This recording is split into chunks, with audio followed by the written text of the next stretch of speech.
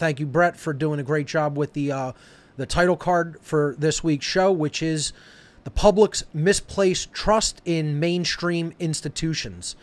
And, you know, this is an homage here to the great film, the great science fiction allegorical film about what's going on in today's society, They Live, by John Carpenter. For anybody in the Truth and Freedom movement that has not seen They Live, you know, I don't know what's keeping you back, because that's a must-see. And if you're not familiar with it, watching it will help you to understand why this is certainly an appropriate title card for the show today. So let's jump into this material. The I guess you could call him a self-help author and spiritualist Michael Ellner. David Icke has actually quoted him many times. He's actually put this quote by him in a few of his main presentations. Said, "Just look at us. Everything is backwards. Everything is upside down. Doctors destroy health. Lawyers destroy justice. Psychiatrists destroy minds. Scientists destroy truth. Major media destroys information. Religions destroy spirituality. And governments destroy freedom." I don't think truer words were ever spoken. And I think this sentiment is, you know, what I'm opening this presentation with, this episode this week with, because I think Ellner here accurately encapsulates exactly what is and has been for a long time taking place with the mainstream institutions of our society. And people who don't agree with this quote, I would suggest, are extraordinarily asleep. Now, one of the things I want to say is last week I went pretty hard on people, okay? I, you know, had a pretty intense blow up on the air, because I'll tell you why. The last couple of shows actually were some of the most, I would say, not poorly received. They were well received by people, but they included some of the hardest resistance to the message of what on earth is happening that I have ever received by even my base audience, okay? And that is because the information that I was laying out in the last couple of episodes is some of the hardest in the world to hear. What we were talking about in the last couple of episodes was right livelihood. And this show kind of, in a way, is an adjunct to that. And it is a continuation of that topic in some ways.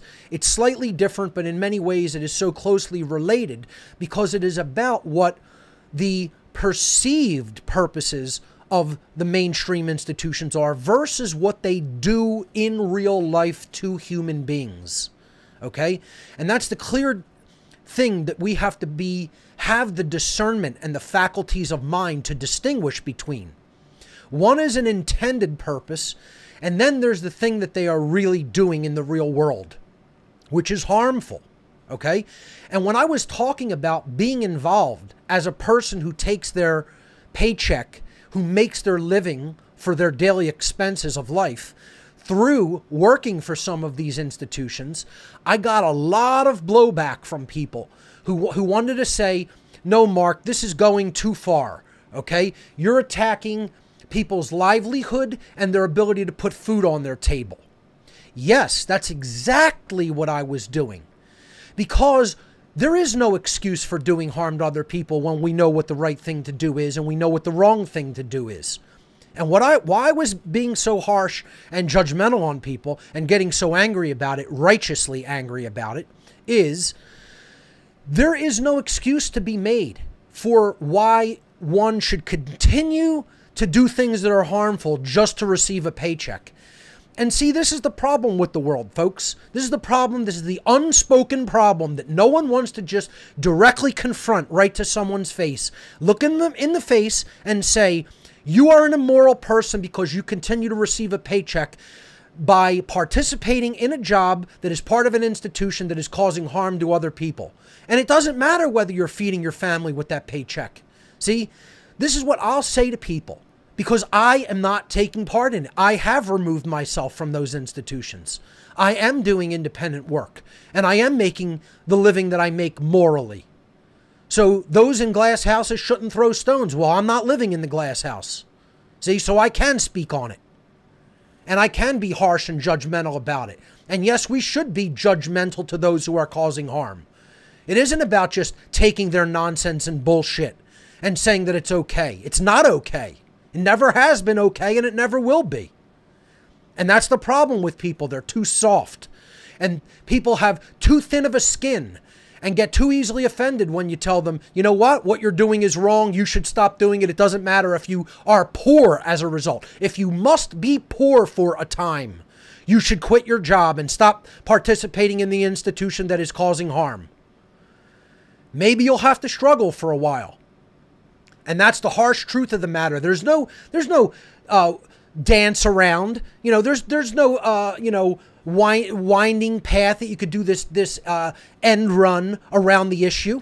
Okay? No, it's a straight, direct, confrontative truth.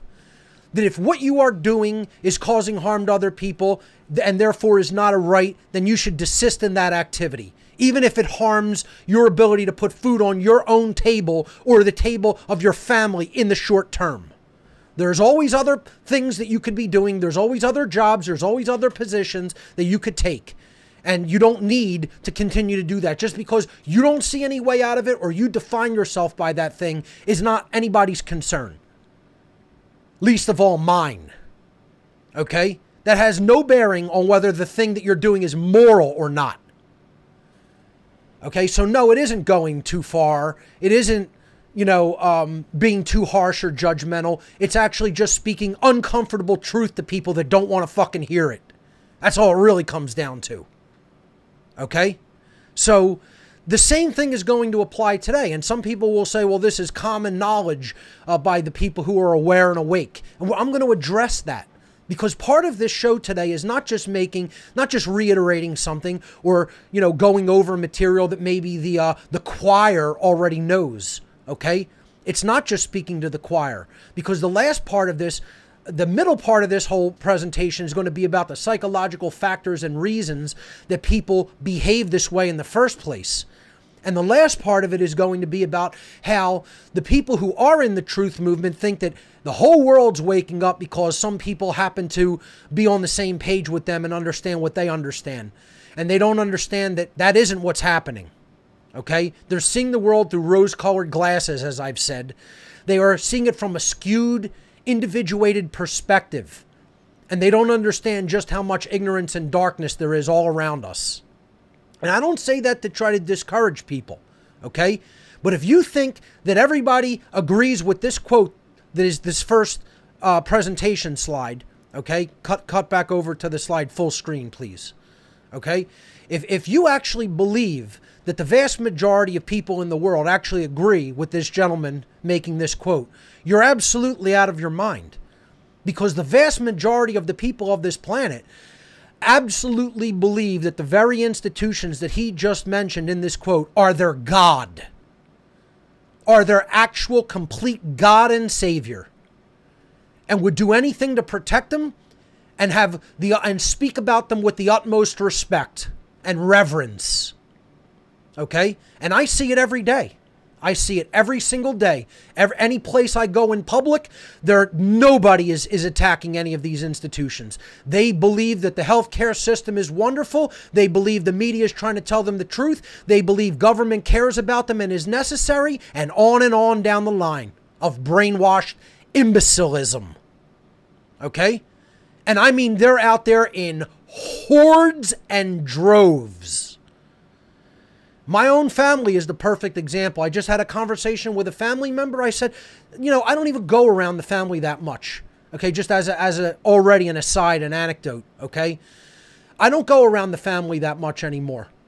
I said, why don't you tell me what the rest of the family thinks about, do they ever talk about corruption in politics? Do they ever talk about how, totally screwed up the whole banking system is, and how in bed with, corruption in politics that all is? Do they ever talk about how bad of a job the mainstream media is doing and how they're just a propaganda wing of the government? Do they ever talk about how science is just funded by government anymore and it's not really a pursuit of truth? Do they ever talk about, how the medical field is actually detrimental to human health?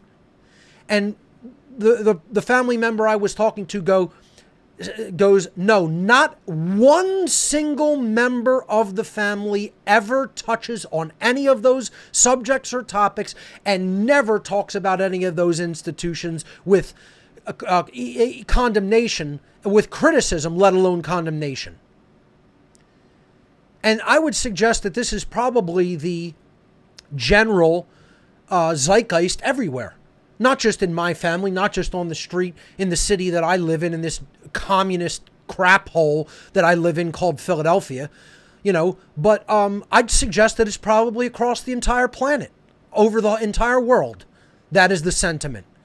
There's a tiny, tiny, tiny, small, tiny fraction of people who get that all of these institutions are broken and are the problem themselves.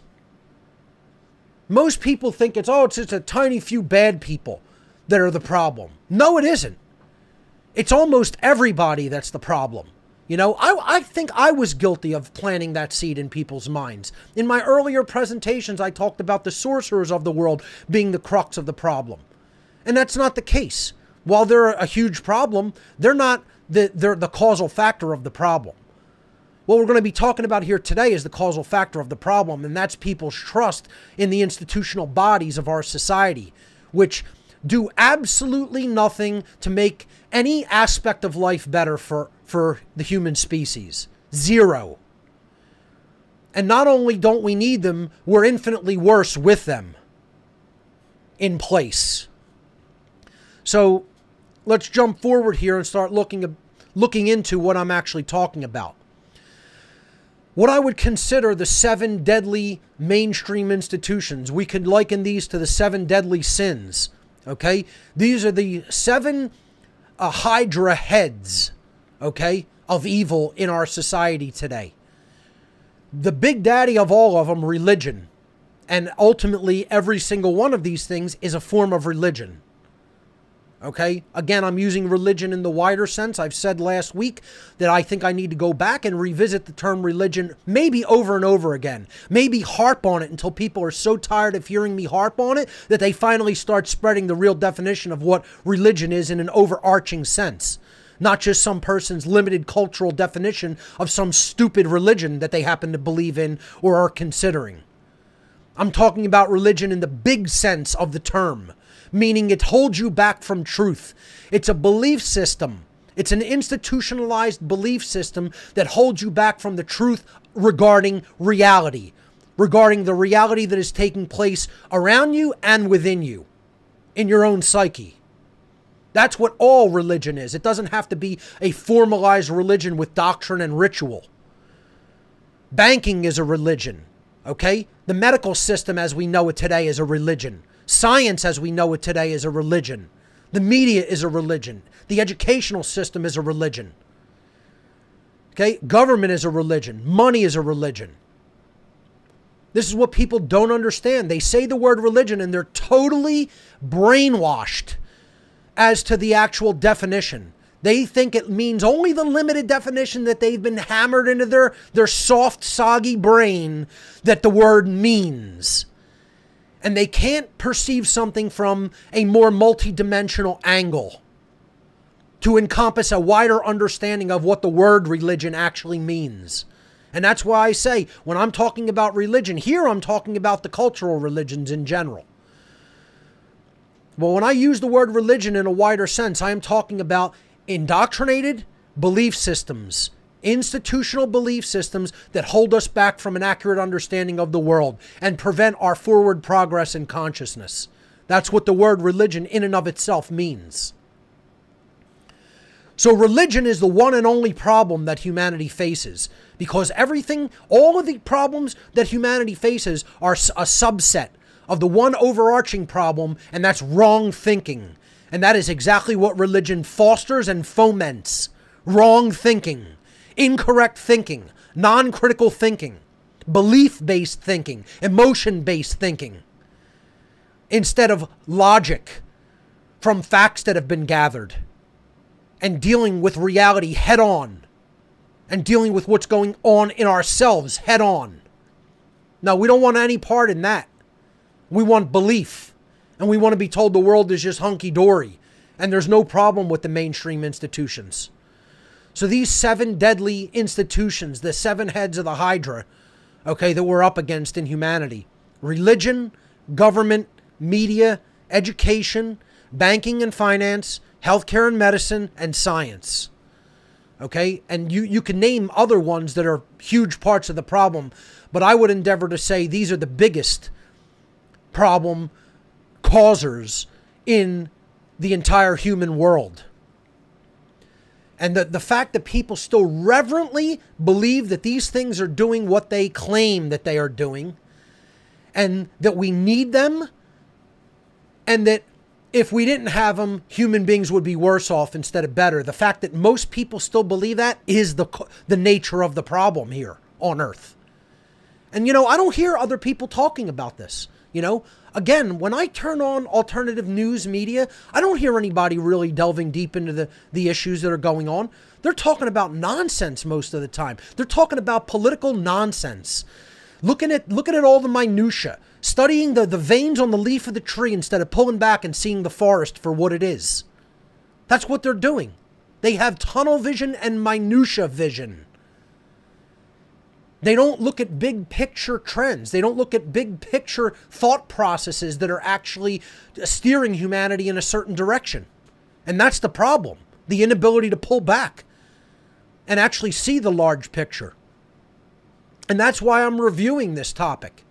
I went into this and called it, identification with institutionalized belief systems in the past on what on earth is happening. We're actually looking at the actual trust that people place in these institutions in the modern world. They actually believe that they are here to serve what I am calling their ostensible purpose.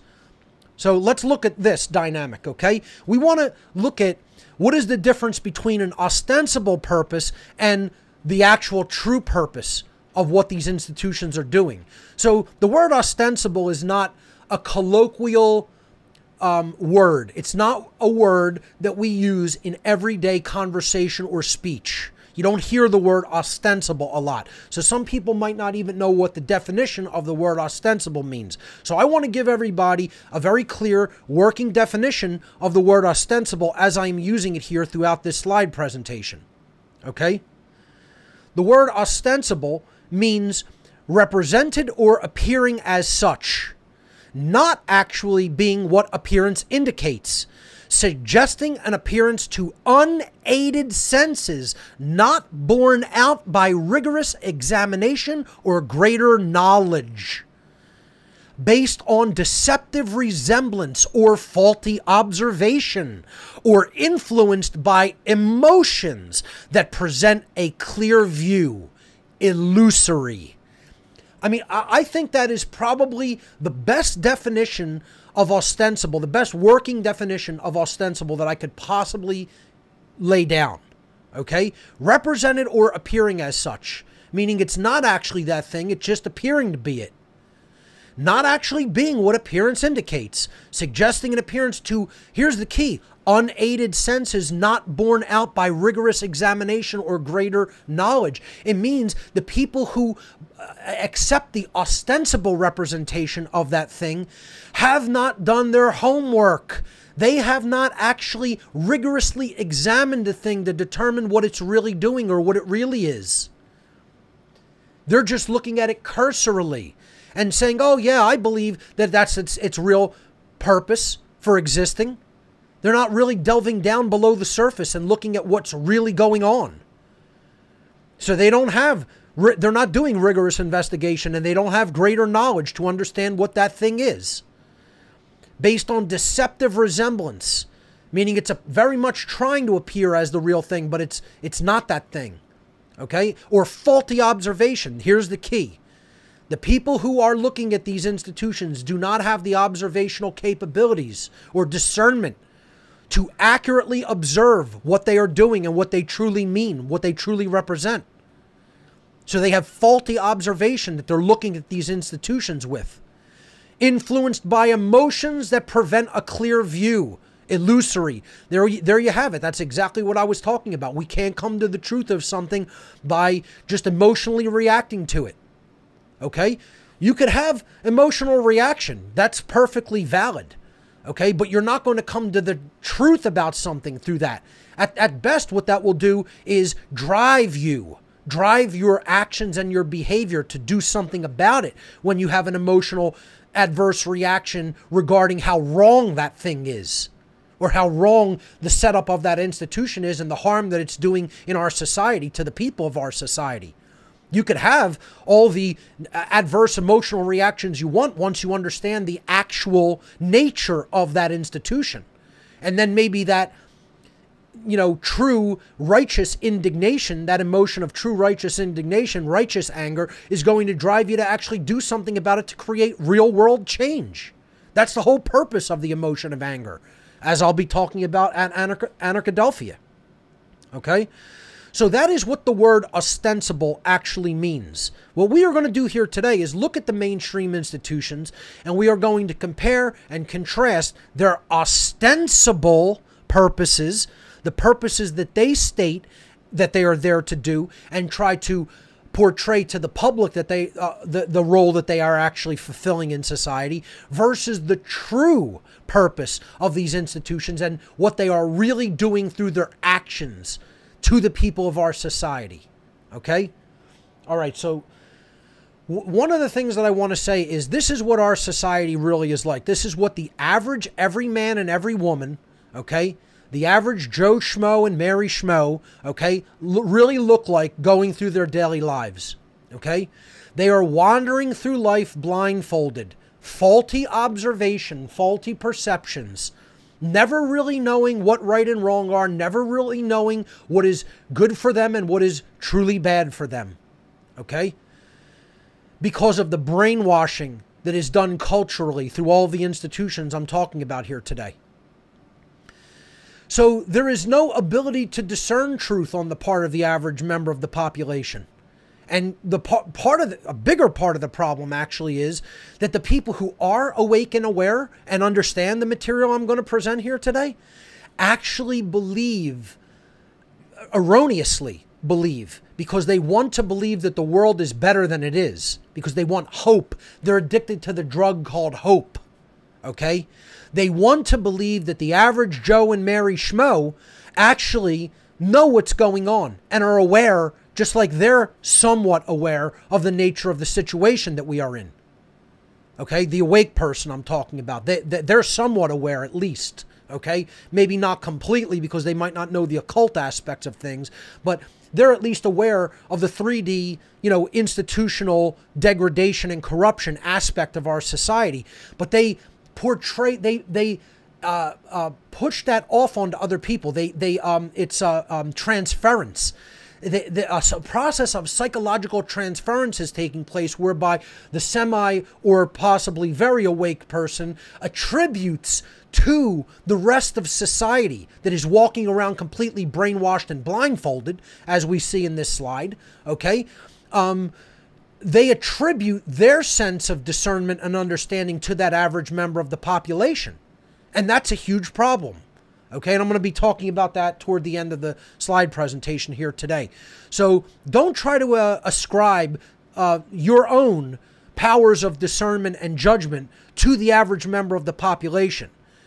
The great work is to know the proportions of what is taking place in society. It's part of it. It's a big part of it. Okay? So don't make the mistake of thinking just because you're awake and a large portion of your friends may be awake, to not think that we're in a very, very tiny minority and the vast majority of human beings in the world are exactly in this situation that you see here. So let's look at the first, the granddaddy of them all, that is actually a form of what all the other institutions are, and that's religion. Now, again, we could define religion until the end of time, and people are still going to insist that that's not what it means.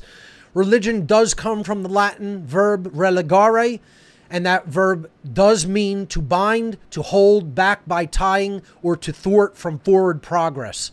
The word religion definitively and definitely means that. As a positive connotation, the word religion can mean to reconnect, to rebind to. Okay, that is also an acceptable connotative definition of the word religion, meaning if we are exercising true religion, we can reconnect with the truth and with the laws of nature, natural law. Okay, but in the overarching sense that I am always using the word religion as meaning a problem in the world, a problem in society, okay, I am always generally referring to religion in the negative aspect, meaning it's something that holds us back from the truth and holds us back from a forward progress in consciousness. All of the religions of the world, the cultural religions of the world, make these overarching ostensible claims of their purpose. But this is their ostensible purpose, meaning it's not the real thing. It's the one that they want you to believe that they're doing. And that is, religion claims that it is connecting people with God or spirituality, or, quote, reconnecting, which is one of the connotative definitions of the word religion, to reconnect. So do the cultural religions really fulfill that promise? They claim to be showing people a better way of living through a moral way of life, through their allegorical stories, their parables, their, teachings, etc. And that moral way of life would, if it were really be done, would be coming into an accord, living in accordance with natural law, the moral laws of creation. Okay? This is the ostensible purpose of all of the religions of the world, no matter what they are. Okay? They claim we're connecting people to truth, to God, to spirituality, etc. And they say that we're showing people the way that they should really be living because we're showing them how to be a moral person. And I claim a huge crock of bullshit on that ostensible claim. I don't think that's what religion ever has done. I don't think it's what it's doing now. I don't think it's what it's going to do in the future. I don't think it will ever do that. I think that is a claim in name only, okay? Or an ostensible purpose. But it isn't the real thing. It isn't what religion really does in the real world of nature to human beings and our society. You know, if you really want to look, religion's been one of the biggest killers of human beings in the history of humanity. One of the things that has started probably more wars than any other dynamic in human society. So let's look at the true purpose of religion. What is it actually really doing in the real world, if we're being honest with ourselves? See, again, once again, I think that's why there was so much blowback, folks, over the last couple of shows. When I talked about that if you're in a position where you're doing a job and it is immoral and it is harming other people, and it is very easy to know whether it's harming other people because their lives are being harmed, their rights are being harmed, their property is being harmed, they're being held back from being able to do things that are their rights, etc. Okay? It's very easy to see whether something that you're doing is actually creating harm toward other people. But the key factor there is if you're being honest with yourself. And I think that's why I got so much negative feedback and blowback in the last couple shows. It isn't because what I'm saying isn't relevant. It isn't because I'm saying is somehow old hat or anything like that. Okay? It's because what people are complete fucking liars to themselves above all else. That's the truth of the matter. They don't want to be honest with themselves and tell themselves the truth about the person they really are. They want to blow smoke up their own assholes and tell total lies about the person that they really are, instead of confronting that person in the mirror directly, confrontatively, and acknowledging what they have really been a party to. Okay? They don't want to look at that. They want to blow smoke up their own ass and blow smoke up other people's ass and lie to themselves and others about what they're actually doing in life. when what they're doing in life is either absolutely nothing and a big crock of garbage, or it's self-serving nonsense, or it's actually harming other individuals, their rights or their property. If we're being honest with ourselves. And that's the key term here. So let's look at religion's true purpose if we're being honest with ourselves. You know? So I think that scares off most people that don't want to be honest with themselves. You know? And I'm not interested in those people, quite frankly. Again, this show has never been about tailoring and baby spoon feeding people and making everybody comfortable and reaching the greatest amount of people. It's never been that. I know that that's never going to be my role or my function in this work. My role is to reach the people who have the will to be honest with themselves, and then who will take this framework and run with it and teach others in whatever way they can. And that will reach more people. That will reach the largest amount of people possible. I'm looking for the other potential teachers, regardless of whether you want to teach it in my style or not. Most people are not going to hear this style. I fully acknowledge that. I'm not looking for most people. Okay? I'm telling you, yes, eventually this message has to reach most people, but that's not what What on Earth is Happening is for. What on Earth is Happening is for the teachers with thick skin. That's who it's really for, if the truth be told, if we're being honest with ourselves here. So I'm trying to be honest with you about who the show is, the dynamic of the show is actually designed for since day one. I've just been ramping up the intensity to try to help those people develop the thick skin they're going to need to do this work. Because most people can't hear it. You plug them into the, like I said, into the electrical circuit that I am, you're gonna blow them to kingdom come. That energy has to be stepped down or slowly ramped up so that they can take it. And that's who I'm looking for.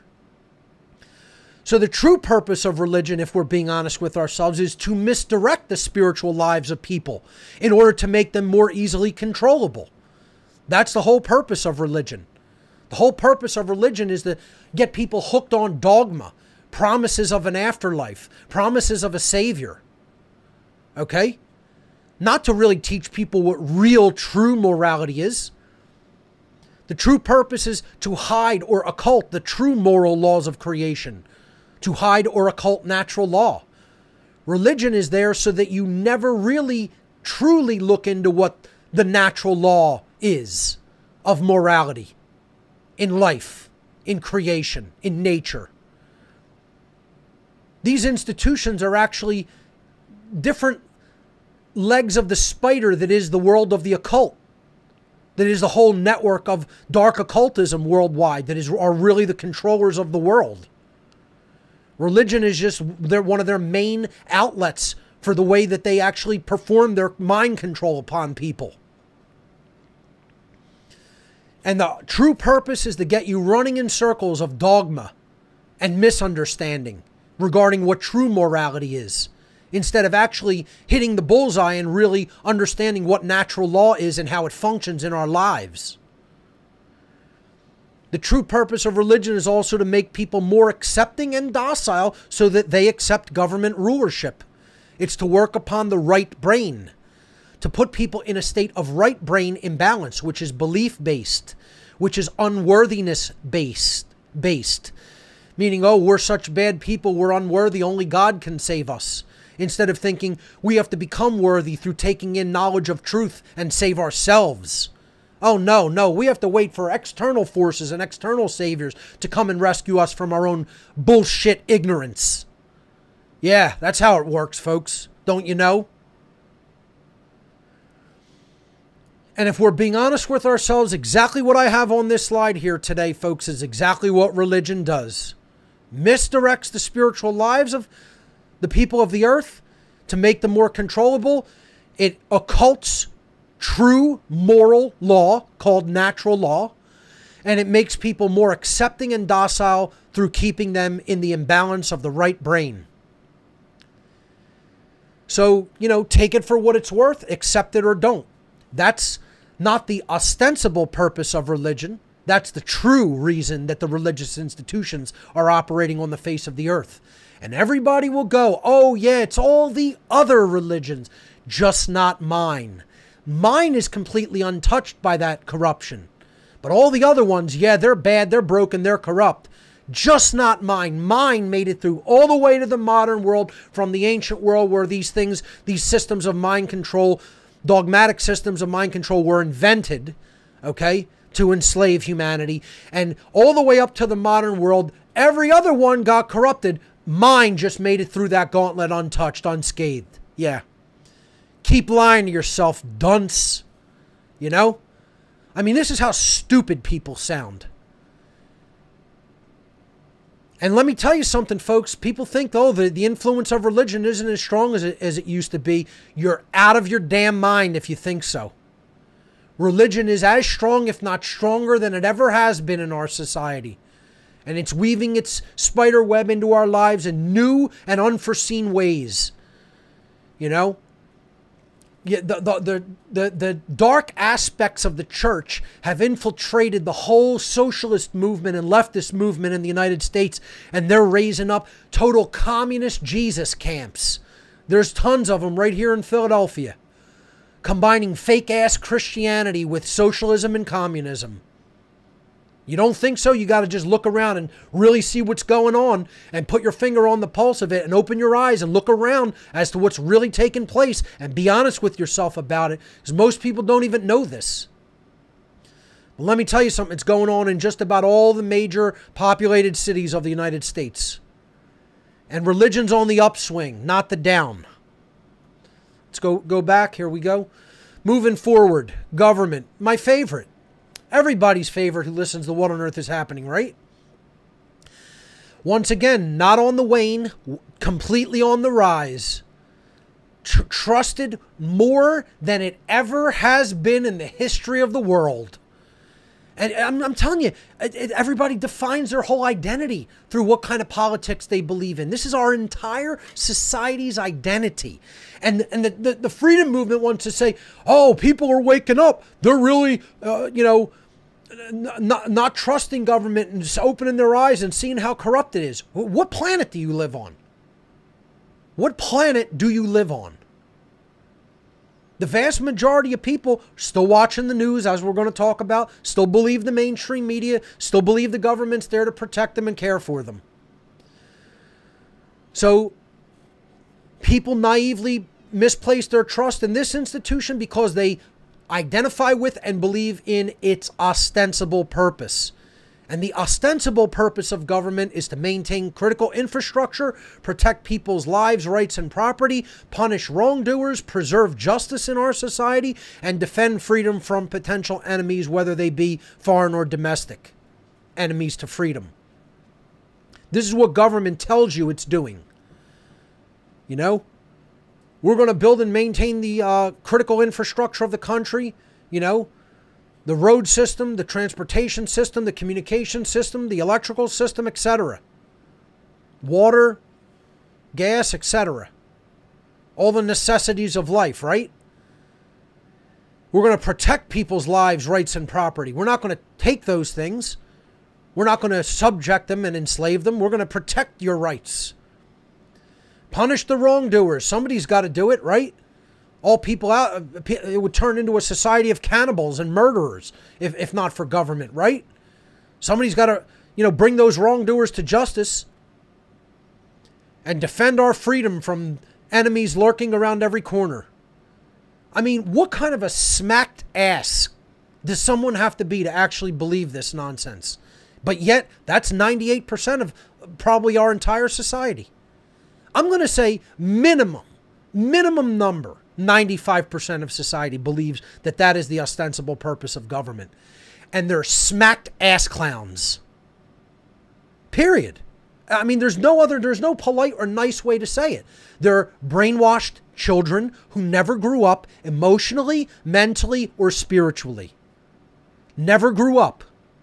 Stunted child development. Almost always through what I'm going to talk about here today, which is childhood trauma through a particular type of psychological abuse. I'm going to get into the underlying psychological reasons for this belief, for the trust and belief in these institutions, for believing all of the ostensible purposes of these institutional bodies. So let's look at the true purpose of government if we're being honest with ourselves.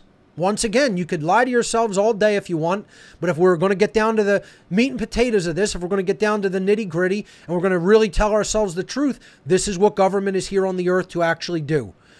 The true purpose of government is to control and ultimately enslave the people who are its subjects. Government sees itself, the people in government sees itself as a master class of commanders of other people, lawmakers, those who others must obey or be punished for not obeying. And you know what that's called, folks? I don't care what name you want to give it. That's called slavery. You want to euphemize it? You could euphemize it in whatever way your little naive, tiny, broken, and thin-skinned mind, wants to euphemize it as.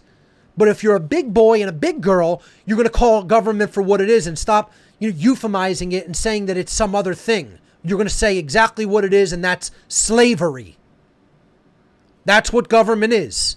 It's one class of people who are masters, who believe they have the moral right to issue commands to others that they call laws, which are often arbitrary, often conflicting, often the different things in different places and different times, which makes them completely morally relative and not in keeping with the moral laws of creation, which do not change with time or location, and are not relative, and are not subjective. The real laws of morality are objective. So that's what government's really doing, folks. If we're being honest with ourselves, it is enslaving humanity. The true purpose of government is to dictate commands called laws to protect its own interests and limit any threat to its continued control. That's what government wants to do. That's its primary purpose. To continue to survive, to continue to grow, and to continue to limit the freedom of others so that any threat that those others may pose to its continuation is limited and or disposed. And that's what laws are for. And that's why there's more and more of them every single day. The third true purpose of government is to conduct abject violence in the name of safety and security, getting the naive children that are its slaves to believe that it's protecting them and keeping them safe, when in fact all it's really doing is conducting abject violence in other areas to take resources that it wants, or to shut down rights, shut down freedom. And let me tell you something, folks. It's not in here. Police and military are not in this list of the 7 deadly institutions, but they are part of government. Obviously, you have to take note of that. This is what I'm talking about. These are the conductors of the abject violence. These are the people that actually perform it. The order followers. All government is one huge chain of obedience. Up from the order, at the top, the order givers, to all the way at the bottom, the order followers, the police and the military. Order following trash. The dogs of the commanders at the highest end of government, and those who really are the occultists, the dark occultists, who sit enthroned behind, in the shadows, behind ostensible government power. So the people who are really conducting the actual behaviors are the ones who are getting hit karmically the hardest, as the karmic clowns of the controller class at the highest ends of government and the occult. They call them their dogs, their pets, their animals. That's what they call the police and military. And yet they're just all too happy, like a slavering dog, just, with its tongue hanging out, saliva dripping down. Tell me what to do next, master. I mean, just think about that for a minute. Not to belabor the whole topic of order followers. We've done whole shows on that, but just what kind of a person who even considers themselves a human being, let alone considers themselves men, are going to make their job, make their life. Can you imagine saying, I'm going to make my life just doing the behaviors that other people command me to do. I mean, what kind of a total ass retard do you have to be to think like that? Seriously. Like, how broken does your brain and soul, and most of all your heart, have to be to just say to yourself, what my entire life is going to consist of is, I am going to stop thinking for myself about what's right and wrong, and I'm going to listen to what other people tell me to do as far as my actual behavior is concerned. Could you imagine? And you think you're a man with courage? You're a fucking ignorant child, a ballless, ignorant, coward child. That's what you are. All of them. 100%. All of them. All order followers are that. Ballless, ignorant, child cowards. I'll say it to your fucking face. And people should be saying it to your face. That's what government is, folks. Whether you think so or not, that's the truth, the eternal truth of the matter. The next institution, media. Here's some of the lowest archdemons of hell, quite frankly. You know, to put it in as simple words as I can, they're the bottom-feeding archdemons of hell. That's who these people are. If there's anybody that I think are like even lower than the order followers, it's the media. I personally don't think so. I think the order followers are the lowest of the low. They're the scumbags of the scumbags. But the media are right down there with them. Because what these people are paid liars. That's what they've always been. But that's not what the public thinks. That's not what the mainstream public thinks. And folks, I'm trying to explain to you today what your work is.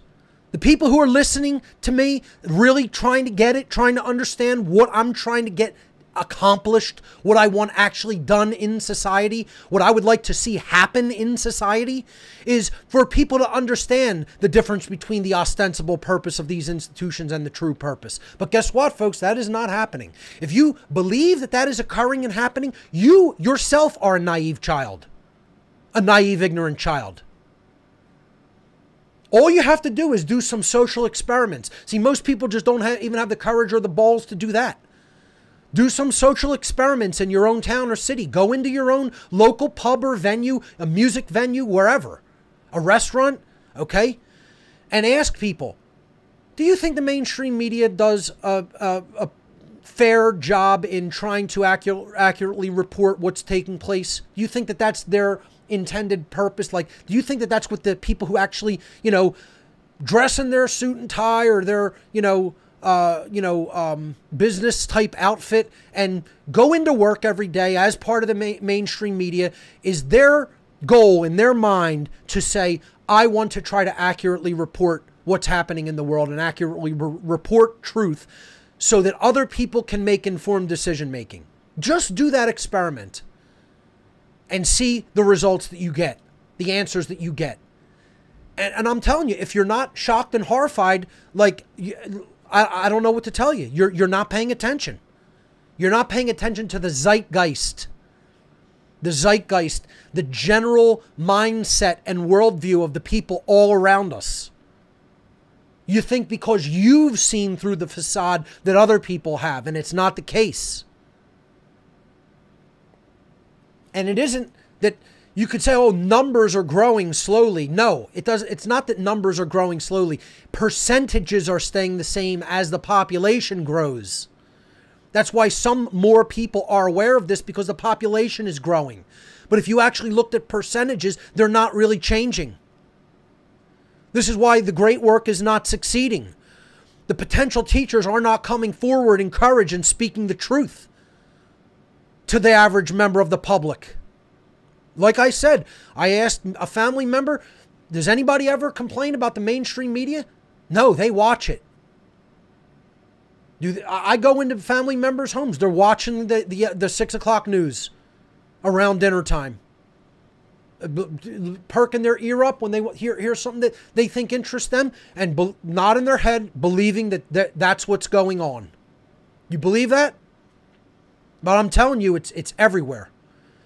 And I'm not doing this to try to... People will go, oh, I'm somehow an agent working for the dark side because I'm telling people all these bad things about what's going on in society. I'm trying to accurately portray what I see.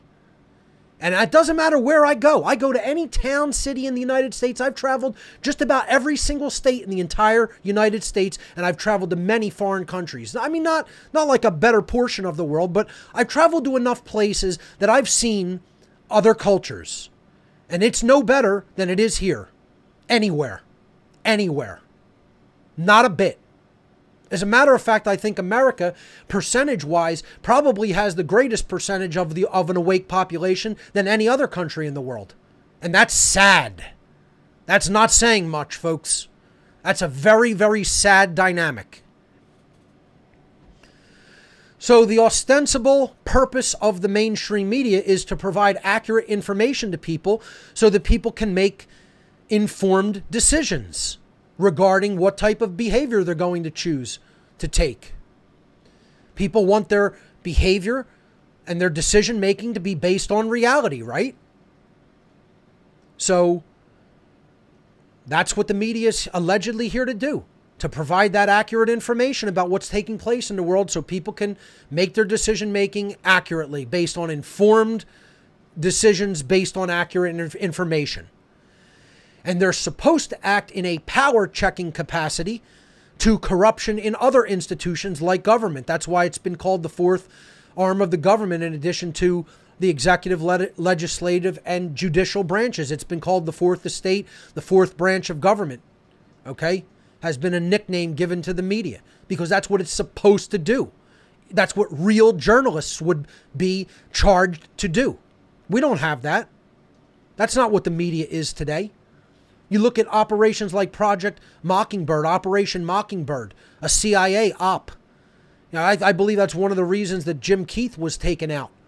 He did a lot to expose that in his books.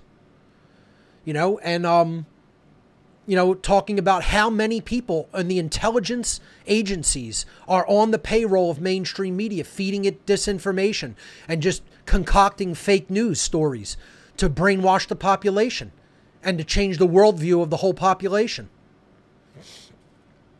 And this research was done back in the 1970s. And there were hundreds and hundreds of people embedded from intelligence operations like the CIA that aren't supposed to operate on U.S. soil, but are supposed to be intelligence, foreign intelligence gathering outfits. And hundreds of them were operating within the mainstream media back in the 70s. Imagine how many thousands are now. No, folks, the true purpose of the media is to control the worldview of the government subjects, to control the minds of the government slaves. That's what the purpose of the media is, to feed you the narrative that the government wants you fed and wants you believing. That's the true purpose of the media, if we're being honest with ourselves. It's to spread government and corporate propaganda, lies, and misdirection. To get people not able to discern truth from falsehood because you're feeding their minds with so much garbage. You could group entertainment right in with this, because most entertainment is the same form of mind, you know, polluting garbage. And ultimately, it is to control the public's perception of what is possible, mostly what is socially possible. That's the purpose of the mainstream media. To get you thinking, oh, change isn't possible. Look at how bad people are to each other. You know, we could never not have a society without government. You hear that from the day you're born through these paid prostitute liars.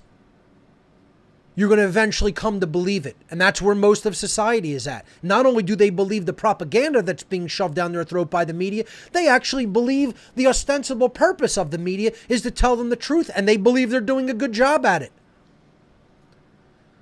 In social experiments I've done, asking just about every single person in a pub, a local venue here in Philadelphia, do you think the mainstream media is doing a good job or trying to do as good of a job as within their ability to do to report what they come to learn accurately regarding what's taking place in the world? 100, folks, this is one of the most terrifying, horrifying results I've ever gotten in a social experiment. In a pub that is also a music venue in the just past like the Northern Liberties area, maybe up toward the North Philly area of the city, which is somewhat of a hipster area these days. Myself and a friend did a small social experiment asking people, do they actually believe the media are trying to tell people the truth to the best of their ability? 100% of the people in the pub said yes, they are. Every single individual, every single one. Not one person said, no, I think they're paid liars and they don't care about anything but their paycheck. Not one, zero. Not one person. And people think the world's waking up. And let me tell you something, folks. I'll bet you I'd go do it all over again and get the same exact result. Because this population is asleep. Hardcore asleep.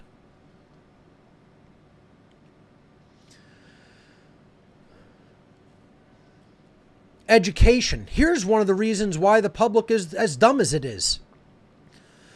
Here's one of the reasons the population is as docile and naive as it is. One of the reasons the public doesn't have the critical thinking skills they need to discern when they're being brainwashed, propagandized, and ultimately deceived. The ostensible purpose of so-called education, whether it be all the way down to grade school education, all the way up through higher education, through the universities. I don't care what level we're talking about. The ostensible purpose that people believe that it's serving is to teach the young the necessary information and life skills required for successful living. And secondly, to provide the tool set for critical thinking and informed decision making. Is the mainstream education system actually succeeding in that role? Is it actually attempting really to do that? Is that its real purpose? And I'll tell you what, you go and ask people. I'll go and ask friends of friends, family members who are involved. Is this what the education system's really set up for? And they're like, yep, yes, doing as best as they can with the limited resources that they have.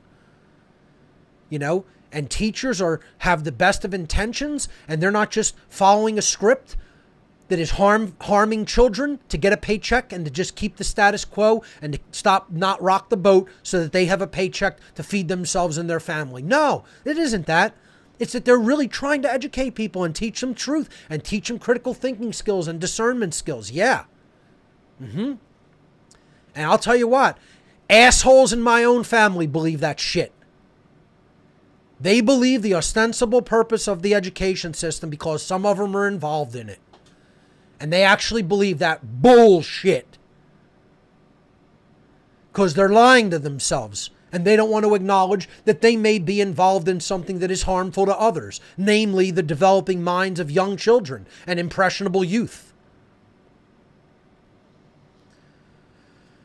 And it's their paycheck. It's their bread and butter. So God forbid you talk anything bad about that.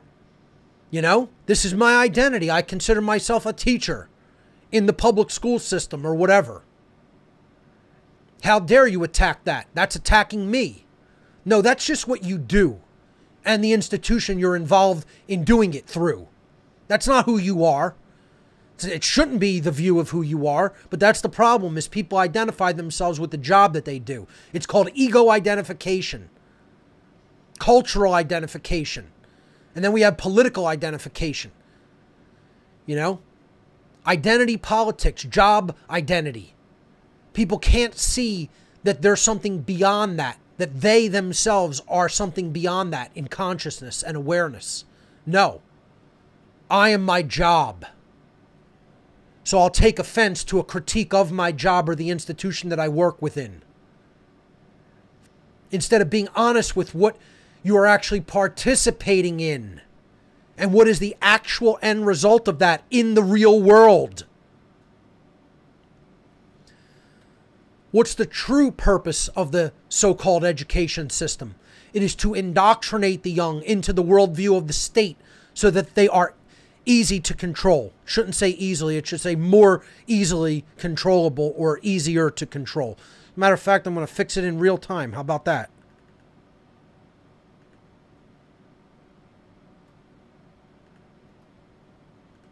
All right, back to the slide. All right, it's fixed. Indoctrinate the young into the worldview of the state so they are easy to control. Present a skewed depiction of both past history and current social events. Politically brainwash the young and impressionable. That's the real purpose of so-called mainstream education. And I would add a fourth one. It's to prepare people to do jobs where they become obedient workers, as George Carlin said. That's why you're never going to have, or you're not going to, through these institutions, you're never going to have an informed population capable of critical thinking, because the owners of the world don't want that. The owners of society want obedient workers. And that's what the education system is there to churn out. Again, if we're being honest with ourselves, you want to lie to yourself all day that this is set up to actually edify and enlighten people and give them accurate information about the world and what's happening and what's taking place, lie to yourself all day. All damn day you could lie to yourself. Go look in a mirror and practice lying to yourself about that. You can get better and better at it. So, if we're being honest with ourselves, education is just another aspect of state indoctrination. It's the state putting their people in point positions to brainwash the young, to make them ignorant and docile so that they are easy to control by the state. That's all the modern indoctrination system really is, if we're being honest with ourselves. And there's exceptions to the rule in general. Like, you have some teachers that are going to try to slip some things in with children. That happens, okay? And there's some schools that do try to teach critical thinking, or some programs that try to teach children critical thinking skills, okay? So, I'm stopping short of making 100% entire blanket statements regarding this, but in general, it holds very true as a rule. Banking and finance, where some of the highest level occultists operate from this world. Their ostensible purpose is to maintain the value of established currencies that the people use, to provide stability and safety for people's financial resources, and to assist economic growth and prosperity throughout society. This is the ostensible purpose of the banking and finance institutions. And again, I would suggest that anybody who believes that that's actually what these institutions do behind the scenes is an extremely naive child, not capable of true critical thinking, and wants to lie to themselves and tell themselves pretty, lighthearted stories about what's taking place in our reality, instead of actually looking at the cold, hard truth. Once again, I'm not here to make people feel good or feel better about what's taking place. I'm here to try to get people to accurately see what is truly taking place, and that is ugly. It isn't wonderful and beautiful. The truth right now, where we stand as a human species, is horrific and ugly. And it takes people with thick skin to look at it honestly and assess it and come to an accurate understanding of what it is, instead of looking at the ostensible purpose and go, oh yeah, sure, I guess that's what it's there for. That sounds good to me, because I don't have to think or look any deeper into what's really going on in this world. And once again, it's my contention. That's why so many people had such bad reaction to the shows from the last couple of weeks, because they don't want to do that honest assessment. They don't want to do that critical thinking. And they want to say, I'm going too far, or I've crossed the line regarding telling people they should quit their jobs if they're involved in immoral institutions like this. No, that's exactly the advice that Everybody in our society who considers themselves a moral human being should be giving to people who are doing immoral behaviors and propping up immoral institutions who are continuing to do immoral behaviors. That's the exact advice that should be given. The problem is most people are too cowardly to confront people like that and tell them to their face, no, it is you yourself who is involved in something that is immoral, and you need to back off from it. You need to back away from it and stop doing it. Stop actually taking part in it through your behavior, even if that means you might have to be poor. You might have to struggle more than you do now already in the short term. But in the long term, you'll be doing less harm to society, and prosperity through universal laws of morality will eventually come to you. The problem is people are too cowardly to go down that path because they don't really truly believe in their hearts that that's how it works. See? And that's because they haven't actually conducted the real world experiment to see what will happen. And I'll tell you, anybody that's done it will tell you, maybe in the short term you might have to suffer, but in the long term, yes, the universe will reward you and you will find prosperity and you will have your life completely turned in a better direction. It's not my belief. It's not a prophecy that I'm making. It's not me trying to predict what might happen. It's my definitive knowledge of how the laws of nature work. I'm not telling you that might happen. I'm telling you it will definitively happen if you decide to walk away from something that is immoral and you continue on that path. You persist on that path. You don't just step away from it, go, oh, that was too hard, I'm going back to what I was doing before. No, you have to persist on the path and add actual value to humanity. Do something that actually does contribute value in a volitional way, in a voluntary way. And then you will see the universe come to your assistance and reward. But guess what? Most people will never do it. They'll never test the validity or veracity of my words because they don't have the courage to actually change their behavior. They're stuck in an endless cycle, a loop of wrong thinking leading to wrong behavior, leading to the failure of courage to get out of that loop. That's exactly where and how they're stuck. The true purpose of the banking and financial system is to direct the economy in ways that best serve the rich and powerful, to maintain an extreme wealth gap between the rich and the poor, and to finance wars of aggression and resource theft. All of this plays into the hands of the state. Keeping people low on the totem pole of resources makes them afraid, makes them always focused on money, makes them live in a scarcity-based mindset all the time so that they won't step out of that and actually take a chance and do something that is actually moral and truly productive to society. But most people won't be honest with themselves about how this works. They want to believe and trust in the ostensible purpose of the institutions of banking and finance. Again, look at that first one. Direct the economy in ways that best serve the rich and powerful. In other words, make the rich richer and the poor poorer. Maintain that wealth gap. That's what they want. Because the poorer and more destitute people are, the more it becomes practically impossible for them to turn any amount of resources toward a pursuit of truth or helping others. They stay in total survival, R-complex mode in the brain, and always self-serving ideology, me thinking because I have to get mine. Because I'm in such a state of deplorable resources. And that's where the ruling class wants people. They don't want people in any kind of a state of prosperity or comfort level when it comes to their own finances or just general resources that they have at their disposal. They don't want that. That doesn't serve their interest. People are easier to control when they're in fear of not having and in fear of the little that they do have might be taken away from them. And so they won't step out of line. And that's what these institutions are here to do. Keep people in fear and keep them in line. And you know what, folks? I just want to go back to it before I even step forward. Again, I listen to the alternative media, and nobody's even just hammering on these fundamentals.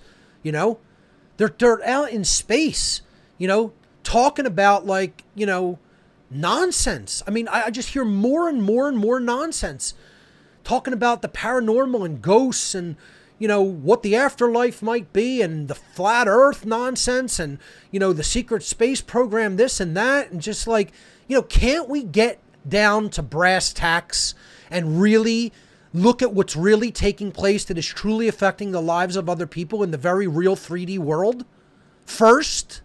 I'm not saying never get into all of that, but this is all I hear. I can't even turn on the alternative media anymore and hear anything about the government doesn't give a shit about you or your life. The banks they're not doing anything to rectify the economy or help people to actually get up off of their feet financially. They're there to control you and enslave you. They're not even talking about the enslavement of humanity anymore. I'd never turn on one piece of alternative media where one other human being utters the phrase, government is slavery. I'm the only person on the surface of the earth that I hear doing that. And people want to wonder why I'm in a bitter mood, having done this for 12 fucking years of my life, to try to spread this message of truth and make people aware. And the alternative media is talking about the fucking flat earth? No, I have no right to be bitter. None whatsoever. Because a bunch of smacked asses is who we have to work with on our team. And guess what? If you're not one of those, I'm not talking about you. All these people want to get offended by me saying this. If it doesn't apply to you, you should take no offense. I'm not talking about everybody. It doesn't apply to everybody. It talks about the people who aren't doing a good job explaining the truth about the world to people. If you are doing a good job doing that, wonderful. We need more people like you. But if that's not you, I am talking about you being a smacked ass, not really talking about what's important. But I'll tell you what, most of the alternative media that I turn on, their heads up their ass. They're not doing any kind of a good job whatsoever in it really explaining the dynamics that are going on socially and especially psychologically. And then most of all, they're doing a crap job explaining what's going on spiritually because they know nothing about the occult. And they think they have the dynamic figured out. That's the dangerous part. They think they have all the information that they need, and they do not. So let's look at the last couple of institutions, of worldly institutions, people completely misplace their trust in a naive capacity, like little misguided children. The healthcare or medicine industry, the ostensible purpose of which is to nurture and maintain optimal health for the population, provide medical treatments and care services for the sick, and research new methods for treating and healing diseases. Is that really what the so-called healthcare industry is doing? Is that what the medical field is really doing in our society? I have to call a huge crock of bullshit if you believe that's true. And yet people believe this. They go to these magicians, these sorcerers in the white lab coats, and all of their team members, and they say, go ahead and make your diagnosis and tell me what's wrong and tell me what I need to do to fix it. And then they listen and they nod their head and they say, yes, sir, I'll try to do that. Or maybe they don't even bother to do that. They don't even care enough about their health. But the ones who do at least want to get well, then go and listen to the advice that these smacked ass clowns give them, who have done no homework at all on nutrition. Know nothing about how the body really truly works and functions regarding the building blocks it's receiving through food. Their creed isn't let thy food be thy medicine and thy medicine be thy food. No. They have the Newtonian paradigm of false science operating in their brain. Everything is a mechanized process and a machine because matter is prime and there's no such thing as spirit. And all we have to do is look at how the mechanized function works, and then we make it work the way we want it to by surgery and or pharmaceuticals. That's all. So we're going to actually chemically make the machine do something, like a action-reaction based process, you know? And that's going to treat this patient, and that's going to get down to what's ailing them and fix it. And people believe this shit. See, this is my entire family, is that sick patient laying on the bed. Almost every member of my entire family believing the utter sewage that is being dribbled out of the mouth of the doctor and nurse, telling them what they need to do, or the medicines, quote unquote medicine, poison that they should say that they need to be taking, or the surgeries that they need to have. But never uttering one word about proper nutrition. Zero. Never once. Never talk about give the body the building blocks that it needs to maintain optimum health. You have to give it what it needs to do repair work on the body, and then health will follow. You never hear that one time ever, because that takes you right out of that hospital bed. That makes you healthy, and you're no longer a patient. That means you're no longer a customer, because this institution isn't helping patients. This institution is serving customers, like McDonald's or Burger King serves customers with their poison. Okay? That's all this industry is doing. It's selling you a product called drugs and surgery. Pharmaceuticals and surgery are the products to sell, and you're their customer. And if you ain't in the hospital bed, if you're not in the chair in the doctor's office, you're not a customer. You didn't just go through the drive-in or walk into the business. So that's why they got to keep you in there. They don't want healthy people. Sick people are their customers. Healthy people are not.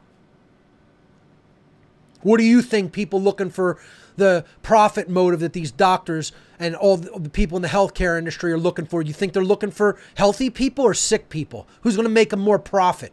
Just do the fucking math. Fucking dunces out there, I'm telling you.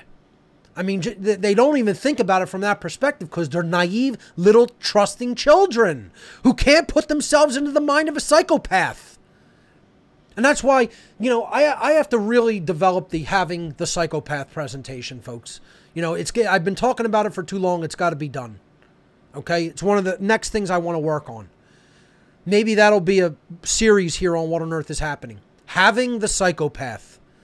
So if we don't have the psychopath within us, if we don't really understand the mindset of the psychopath, we're at the true psychopath in society's mercy. That doesn't mean be the psychopath. Notice that the title of my potential presentation is not being a psychopath. It's having the psychopath. That means having the qualities of the psychopath within our personality and keeping them in a box that we can open up and trot out when we need it, when we need those qualities or those characteristics of behavior. And what it ultimately means is understanding the mindset of the psychopath. Because there is a time to turn off emotion. There is a time to turn off compassion. Emotion and compassion should be our guiding compass for our direction in life. Of course. That goes without saying.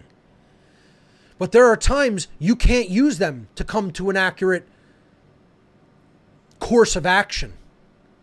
Sometimes they have to be shut down and you have to do what needs to be done. And that means having the psychopath, having the capabilities of shutting those emotions down. The true purpose. So just to reiterate, I want to talk about the ability to have the mindset of the psychopath within our psyche, so that we can recognize the psychopath's behaviors and the way that they act, because they're good actors. They're good at pretending they care about you. They're good at pretending that they have your best interest in mind. That's what psychopaths are great at. When in fact, all they have is their own interest in mind. And they don't give a damn about you in any way whatsoever. And that's why most people cannot put themselves in that mindset. So they say to themselves, they wouldn't do that. No, you wouldn't do that. The psychopath would absolutely do that, and I'm telling you, psychopaths are the top place that they're at is in government. I'd say second in business and finance. Business, finance, and banking. And then I'd say third, they're in the medical industry, because psychopaths think they're God and they have a God complex. And they love having power over other people. And that's what a lot of doctors have, because they're psychopathic, if not outright psychopaths. Allopathic doctors, let me qualify that. You know, and I don't really care who gets offended by that. I don't give a damn if you have members of your family involved in allopathic medicine. I'm telling you, that's how it works. And ultimately, if they have faith in these institutions, they're psychopathic, if not outright psychopaths. Because they will refuse to acknowledge that there's not really the patient's best interest at heart. It's a profit motive operating. And no, that shouldn't come into play. Then you'll have the people who are defending capitalism and business. Why shouldn't there be profit motive in everything? Because you're talking about sick people, you fucking psychopath. That's why. That's why there's too many damn psychopaths in the so-called freedom movement that are hardcore ANCAPs. You know, you have their compatriot dunces in the ANCOM movement that are anarcho-communist, contradiction in terms. Well, the anarcho-capitalists are just all about making money and profit motive in everything. That shouldn't be your profit motive with helping people. Sometimes your motive just needs to be to do what's right. That's unfathomable to them. You know? Because they don't have that true sensibility of helping alleviate other people's suffering as what should be the real motive of all people. All beings suffering, I should say. The true purpose of the healthcare and medical industry is to make extreme profit from sick people who are looking for the solution to their illnesses. Just think about that. That's what their main motivation is. Make extreme profit from sick people who are looking for the solution to their illnesses. So you're garnering their trust in your bullshit Rockefeller protocols of medicine, which haven't done anything except make people infinitely sicker in our world.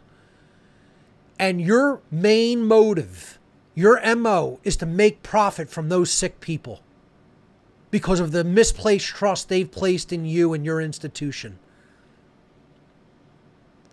I mean, I can't think of a bigger fucking piece of trash than that. You know? But that they're all over the place. These people are all over the place. And the ultimate goal of the healthcare and medical industry is to undermine the general health of society by providing false treatments in the form of pharmaceuticals, surgery, etc., and other ineffectual treatments which do not address the underlying causal factors of illness. They treat the symptom instead of actually going to the underlying cause and treating the illness from there, from that level of causation. And that's deliberate because they know if they treat it from the level of causation with natural applications, especially nutritional applications, they won't have sick patients to make them rich anymore. They know this. And they're trash for knowing it and pretending like they don't and going along to just make as much profit as they can through their sick, psychopathic Rockefeller protocols. That's the true purpose that the medical industry is fulfilling in our world today, if we're being honest with ourselves. And finally, the seventh of the seven-headed hydra, the seven deadly institutions of our modern world, is science, which I should call scientism. But I'm just referring to it as, in general, the scientific institutions, the institutions of science. And their ostensible purpose is to pursue and learn the truth regarding the qualities and workings of nature through accurate discovery methods, accurate discovery methodologies. This would mean actually applying the true scientific methodology, the trivium, toward the process of observation and learning, and then coming to accurate conclusions, and then publishing those conclusions.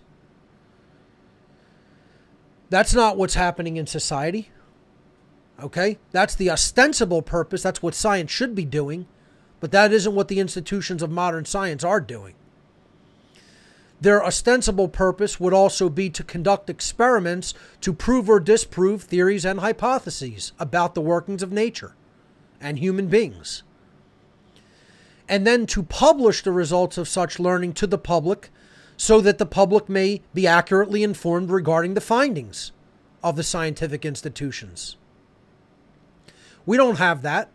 We have government-funded science through grant money that is fudging data and results to give to the public the results that the government wants given to the public. That's largely what we have. And also to prop up the other industries like the medical industry, the healthcare industry, the pharmaceutical industry, big agri, etc. That's all we have. You know, we don't have real science taking place in our world through the true scientific methodology. We have scientism, dogmatic forms of science that are conducted through government grant research money within strict boundaries and limits of what's on limits for discovery and what's strictly off limits for discovery and even research and looking into. The true purpose of modern science, or scientism as I call it, is to act as a research and development arm of government to provide new technological means of controlling the public. That's the number one area that science is involved with in today's world. And its true purpose is to skew and misdirect the public's perception and worldview regarding what is possible in the natural world. They don't want people understanding what's possible regarding free energy technology, regarding what Tesla tried to do for the world. They don't want people understanding the device that Stan Meyer created to run, transportation on water that is and completely sustainable and unpolluting. They don't want that. They want to try to tell you that's not possible, even though it's already been done. And the technology suppressed and the people inventing it killed to protect the interests of big oil.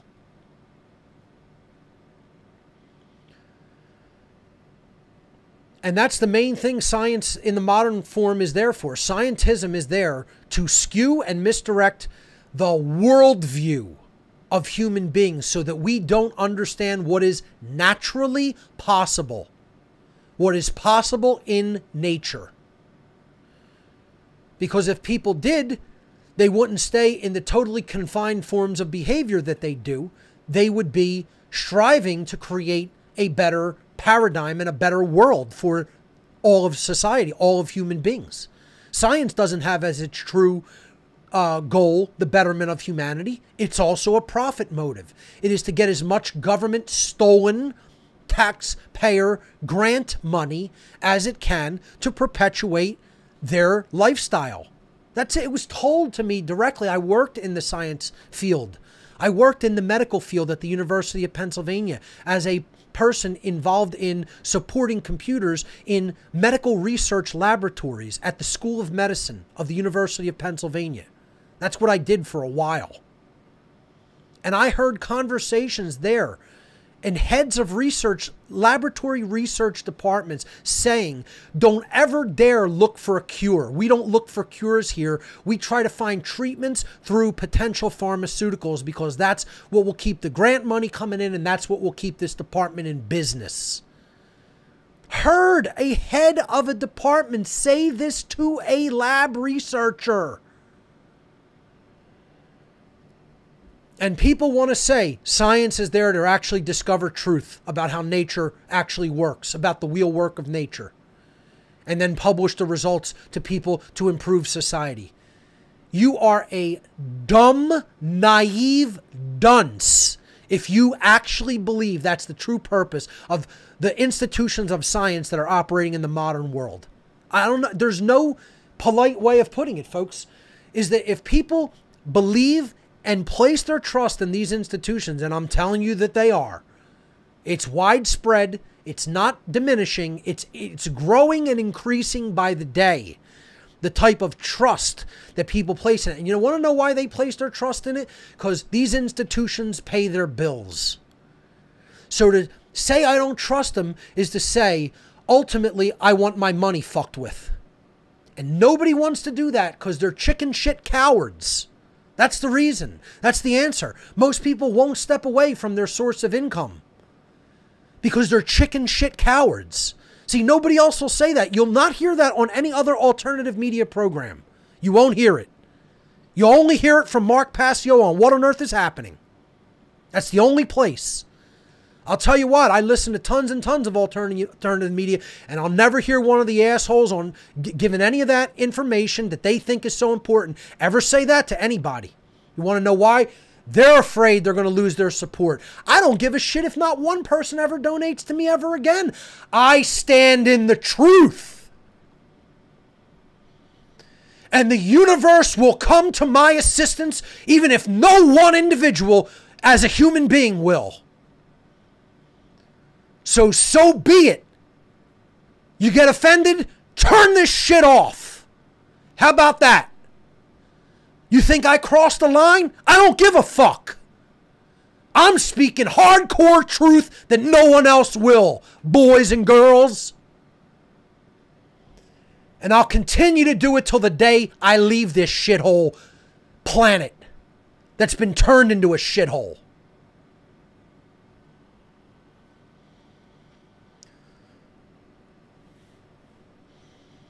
Yeah, the alternative media, they're doing such a great job. I crossed the line. Me. Yeah. Because I'm telling people, you ain't really hitting anybody with any real hardcore truth. You don't want to tell them they're bullshit cowards because they won't stop doing an immoral thing for a paycheck and start doing a moral one to make your daily allotment of what you need to live. No one will say that because they're too afraid of what other people will say about them and think about them. And they're too afraid their clicks on YouTube will dry up. So their monetization of their channel will dry up because they're taking all their money from internet censors.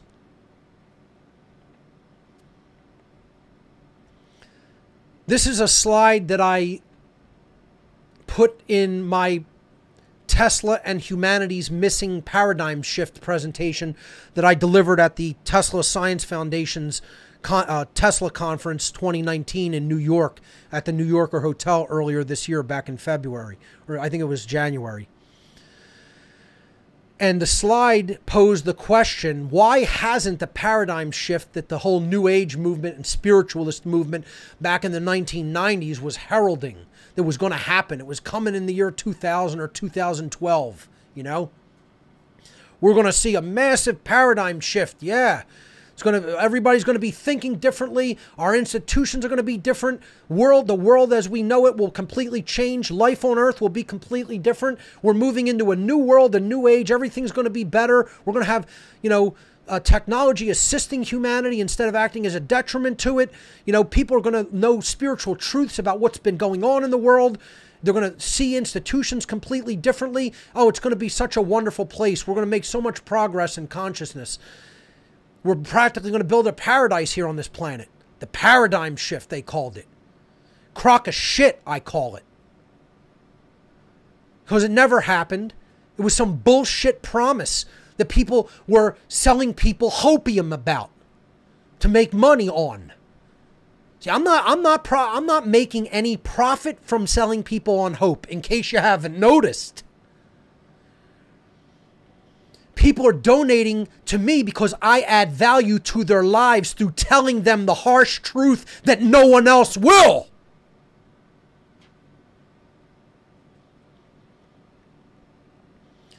So I posed the question, why hasn't the paradigm shift that the spiritualist movement of the early 1990s promised us, why hasn't it already happened? And here were the reasons that connect directly in with the show that I'm doing here today. Most people still believe in authority. Most people still believe, quote, authority and government are morally legitimate and necessary, and still believe in the false left-right political paradigm.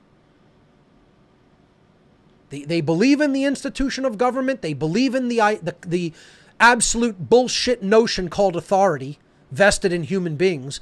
And they believe government is morally legitimate, has a morally legitimate reason to exist, and is necessary to control people.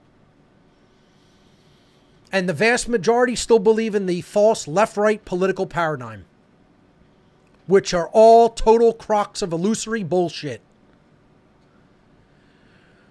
Most people still believe the mainstream media and its pundits are telling them anything resembling truth and trying to bring any value to their life by helping them make informed decision makings through accuracy of information.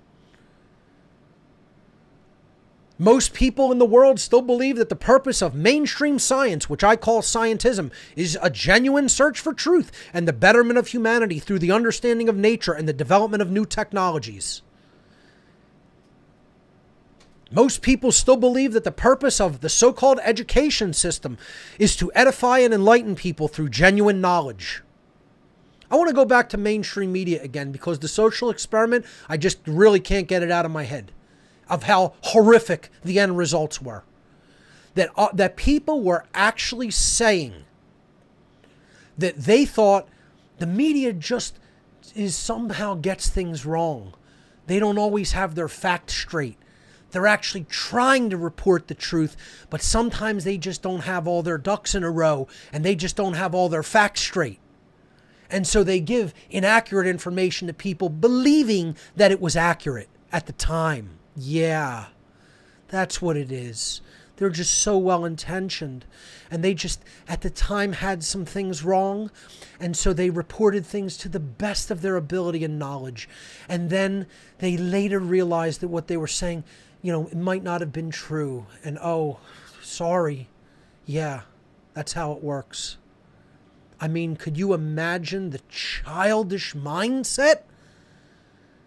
The childish, dunce-like, naive, overly trusting mindset. Just out there openly saying, please just deceive me. I'll just take it. Just shove the hose down my throat and turn the faucet on. I can't get it down the gullet fast enough. Going back to the final slide about the missing paradigm shift that should have already happened but has nowhere near happened. The final bullet point on this slide, most people still believe that the other institutions of religion, banking, medicine, law enforcement, military, and just about every other societal institution exist to do what they claim they exist to do. Or in other words, they believe in those societal institutions' ostensible purpose, but they do not understand their true purpose. And here's the way I want to kind of wrap up the idea of talking about like the fact that people have this trust, this misguided, misplaced, naive trust in these institutions before I get to the why. Okay? But the fact of the matter that so many people are actually in this condition, I've said before and I'll say it again. Those who are committed, meaning have a personal commitment in their lives to the societal institutions, should actually be committed to an institution, meaning a mental institution. Meaning an institution for the mentally ill. Because that's what these people are. They belong in a fucking straitjacket. In a mental institution. Those who are committed to the institutions should be committed to an institution. Okay? That's the actual and accurate way that the people who actually put their misguided faith and trust in these institutional bodies of humanity, that's what they really are. They're insane people that cannot come to an accurate understanding of how reality works around them. And what they are doing through their decision making of placing their trust in these institutions is actually acting as a completely insane individual in the world, and therefore doing harm to other people in the world because they're propping these institutions up with their trust and with their money. Get as offended as you like, that's the truth. So let's get into the real psychological reasons regarding why this trust is so prevalent in our society. And I'm just jumping straight to it and explaining it right out. The number one reason that people still have faith in all of these institutional bodies is due to unresolved psychological parental abandonment issues that are nested deep way down in their subconscious mind, and that they have never dredged up from the subconscious, brought to the conscious surface, and confronted head on and dealt with, and then worked with that shadow material, that shadow work, done the shadow work to deal with that shadow material to actually resolve those psychological issues. That is the actual point of fact reason that we have a society that is completely naive and trusting in all of the worldly institutions all around us that are doing nothing to serve who we say we are and what we want. Zero. So I see, folks, I ask people all the time, what the hell has the government, has the medical industry, has the media, has the scientism, has the educational institution ever actually really done for you? What has it done to enhance or increase the quality of your life? Anything that has enhanced or increased the quality of your life has been done by you through your own hard work and effort, not due to any of those institutions. You should take credit if you're in a position of prosperity and knowledge and right behavior. No one else did that but you. These institutions didn't do that. Why would anybody even in a better position claim that it was because of any of these institutions? See, it's psychological transference onto the proxy parent, which is what I'm going to talk about. And most people have never studied psychology 1 second in their lives, so they don't have any understanding about how this works. They think it's random, or it's just monetary incentive. A lot of it is monetary incentive, but it goes much deeper than that from a psychological point of view. And the real reason is unresolved parental abandonment issues. Now, obviously, there's two parents. Every single one of us, regardless of how we may identify, has two biological parents. Otherwise, we wouldn't be here. Give me a moment. I want to take some of my watermelon juice here.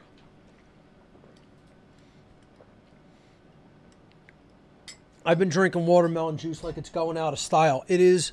Let me tell you something, folks. I'm just going to do a complete sidestep for the main presentation here and just talk about this for 1 second. It is the most detoxifying, one of the most detoxifying things you can put in your body. If you think you have unclean food or whatever chemicals, drink a whole lot of watermelon juice, but you have to juice it with the rind, okay? All right, I talked about this when I talked about juicing. Don't just juice the red flesh of the watermelon. If you're going to do watermelon juicing, juice the whole thing. You juice the rind, skin and all. Just clean the skin with clean reverse osmosis or spring water even, or, distilled water. Clean it well on the outside, but you juice the whole rind, skin, everything, okay? And you drink it integrated. This is actually a green juice that I'm drinking here today. I know it looks bright pink, reddish, okay? But let me tell you something. This is a green juice because of juicing the skin and the rind where all of the phytonutrients and detoxifying nutrients are at. And you drink decent quantities of that, I'm telling you, it's going to pull out just about all of the negative toxins that you're accruing in your body. It's a diuretic. It'll make you pee, but it's a good thing, okay? That's flushing toxins. So back to the presentation. Biologically, folks, we all have two parents, okay? Man and woman. Otherwise, you're not creating that child, okay? I know lots of people are going to take offense just by that biological, natural statement, okay? So we all have a father and we all have a mother. Otherwise, we wouldn't exist on this planet, Okay? So, the first form of parental abandonment is motherly parental abandonment, when in whatever form a mother is not present or not doing her job as a mother. Okay, we went into this in the past. I'm not going to reiterate what constitutes parental abandonment. Okay, so you can get that on former shows that I talked about that as a main topic. All right, what we're talking about here is why do people maintain a naive and childlike mindset and psychology when it comes to placing their trust in an unfounded capacity in the mainstream institutions of this planet. And unresolved parental abandonment issues is the main reason that we as a society are still doing this. It's why we have just about all the problems that we have. Okay? And this leads to dogmatic religious thought, and it leads to misplaced trust in institutions that are harming us, not actually helping us. Certainly not serving who we say we want to be or where we say we want to go in life. Okay? So the first form is motherly parental abandonment issues. So let's kick back to the slide. There we go. Unresolved motherly abandonment issues will leave the child feeling a lack of care and nurturing, and will lead the child to look for such needs to be resolved by proxy. This means you're not going to look for another real mother. You're going to look for a proxy mother. You're going to look for an ostensible mother, one that will try to fulfill the role of care and nurturing that the biological mother did not provide when the child was young. So those needs are the child will attempt, when they become an adult even, will attempt to resolve those unfulfilled needs by proxy and try to find a proxy parent in the form of a proxy mother. That means not the real thing, a false form of a mother. That's what proxy means. This leads to the, quote, societal institutions care for me, want to provide for me and nurture me, and have my best interests at heart syndrome. Okay? The syndrome that child is going to start to display as a young adult and then eventually into their adult years, whether they are a male or a female, if they have motherly abandonment issues. So don't just confuse this with just because it's a female child that this would apply to only females. It does not. Okay, it could easily be a male child there, but we're talking about the mother not fulfilling her duties and roles as a mother to provide care and nurturing in the traditional motherly role as a parent. Okay, this will lead the child to look for the needs to be met by proxy, by a proxy parent. The institutions will step in and act as the proxy parent. And then the child will develop the Stockholm syndrome of thinking, societal institutions care for me, they want to provide for me, they want to nurture me, and they want to look out for my best interests. And this is how you have, largely, this is the left when it comes to government. And I would say largely these are leftists in the political paradigm in general. Okay? But, you know, these issues span all of the institutional bodies, and it's why people are still in that naive psychological state like children, no matter how old they are biologically, placing misplaced trust in institutional bodies that are in our society and believing they have their interests at heart when they do not. Now, conversely, we have fatherly parental abandonment issues that go on psychologically. And again, this just is an apropos image that I found that I thought, you know, went along with the concept of a child being ignored. It could easily be a male child there. Okay, so don't just think it's just the father ignoring a girl. Okay, both of the examples there were female children, but it could be a male or female child. Just I'm trying to make that clear so people don't misconstrue the imagery. Okay, but we're talking about fatherly abandonment issues of any gender child. Okay, and what happens in that instance is the unresolved fatherly abandonment issues will leave the child feeling a lack of protection, direction, and discipline in their lives. And this will lead the child to look for such needs to be resolved by proxy, by a proxy father. The institutions will act in that capacity as a proxy father parent. Okay? This leads to the, quote, societal institutions protect me. They want to keep me safe and secure, and life would be chaos without them syndrome. Okay? So it does the same thing, but in the opposite aspect. The child grows up to be an adult thinking these institutions that are acting as the proxy parent because of their unresolved psychological parental abandonment issues in the daddy aspect, that when unresolved, they think this institution, subconsciously, their subconscious mind replaces the father with the institution as a proxy father, and they think this institution has to be here to protect me, you know, to keep me safe, to keep me secure, and if it didn't exist, life would be abject chaos without it. And nothing could be farther from the truth. It's doing the exact opposite of those things. It's making life actually less secure, less safe, with less rights, with less freedoms. It's not securing any of those things. But because people haven't done the actual homework and haven't actually done upon their own psyches the psychological shadow work, which the occult and occult practices can help them to learn about and then actually enact. And you could call them spiritual practices, but really we're talking about occulted aspects of the self, those which have been deliberately hidden and not talked about, not brought forward to resolve deep down embedded subconscious psychological trauma, because all these institutions don't want that trauma resolved, because they know it's the underlying causal factor of why so much trust is placed in their institution to begin with. They don't want that dealt with and healed. They want it to remain occulted, hidden, nested way down deep in the subconscious mind, where it can manipulate and control people and get them to dance like puppets on strings, which is exactly what we have in our society. This is the real reason, folks.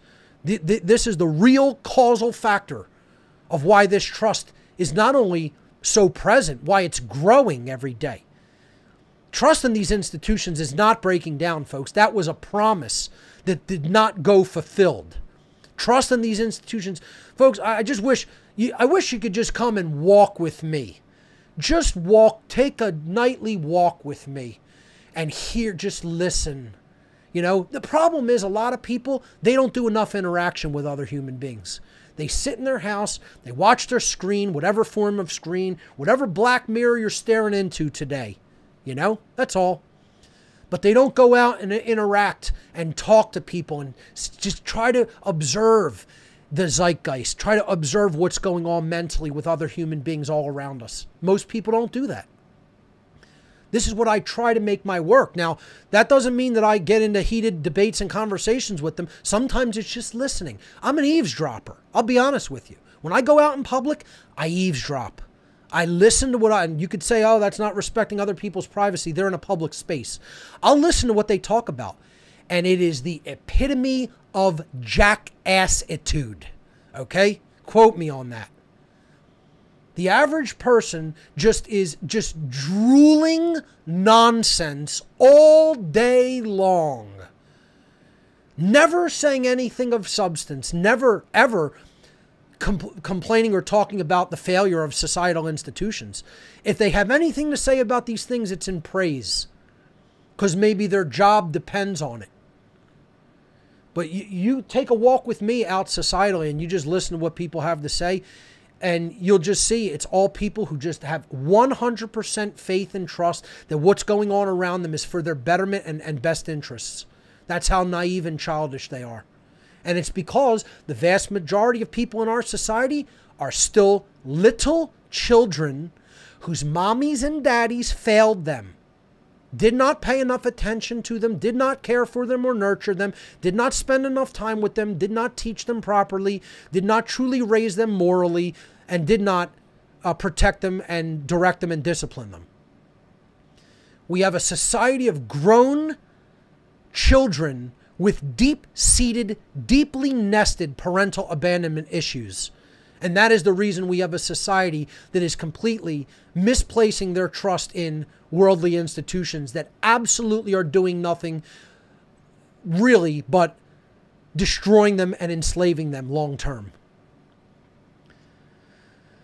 So let's move away from addressing not only the what is happening, now we talked about the why it is happening, but let's talk about the perception of it by the so-called conscious community. And I'm going to wrap up on these couple of slides, and then we'll go to your calls for the duration of the show.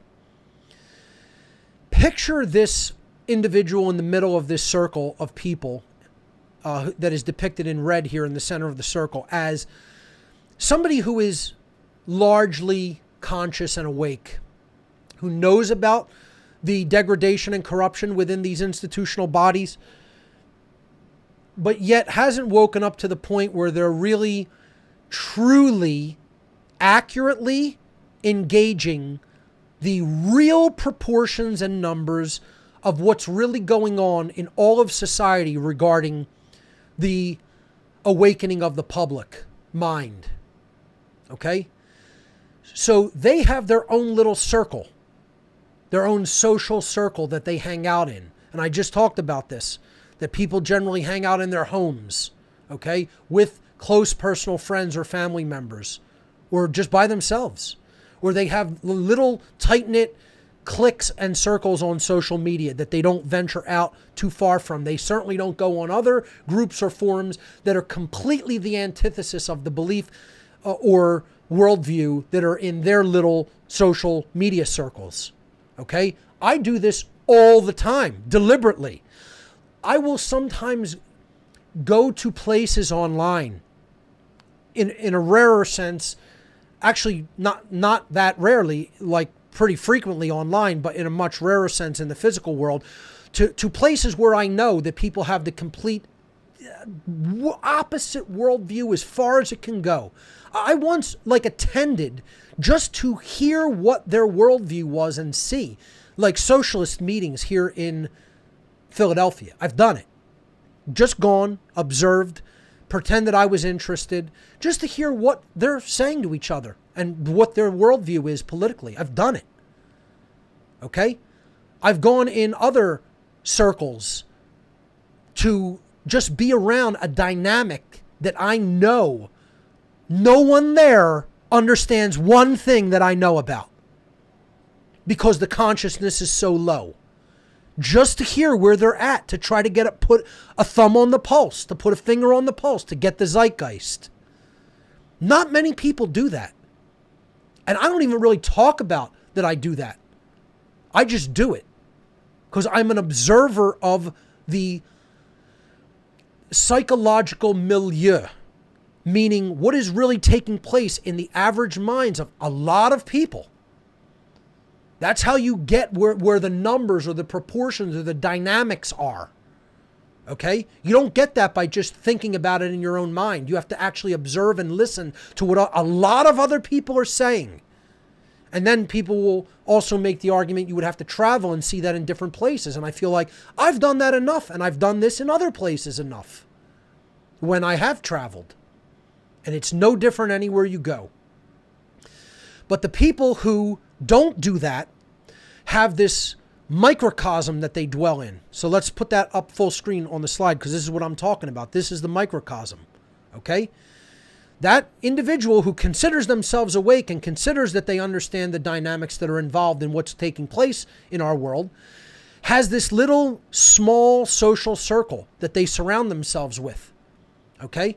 And they're like, always around these types of people who are also like them and are awake and aware and are, trying to understand the dynamics of what's going on. And that person in the middle is like, they just see just their circle of friends on an average daily basis. And they say, yay, everyone around me is waking up. All of the people in my circle, in my social media circle, they're awake and aware. They know what's taking place. They know what's going on. So this is a wonderful thing. And then they make the fatal error.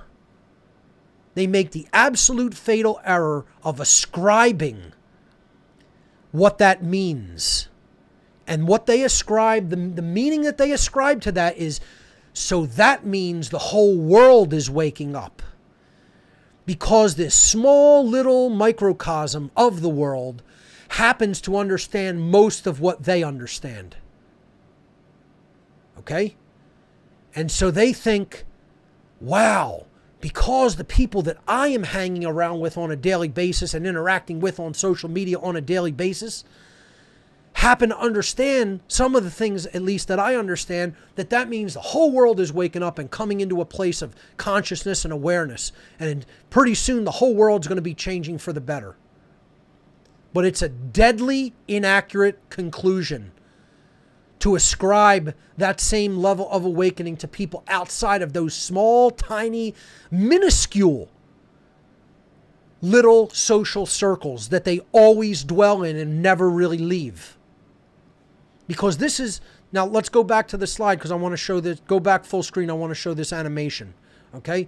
Because what this really means is they're not seeing the forest for the trees. They're surrounded by that circle of people and they can't see past them. But what lies past their little inner circle of people? Here's where that individual is. There's their little inner circle that they can't see past. But beyond that, through an extremely large gap in consciousness and knowledge, lies the infinite hordes of humanity. The infinitely ignorant hordes of humanity that go on like an infinite plane in all directions,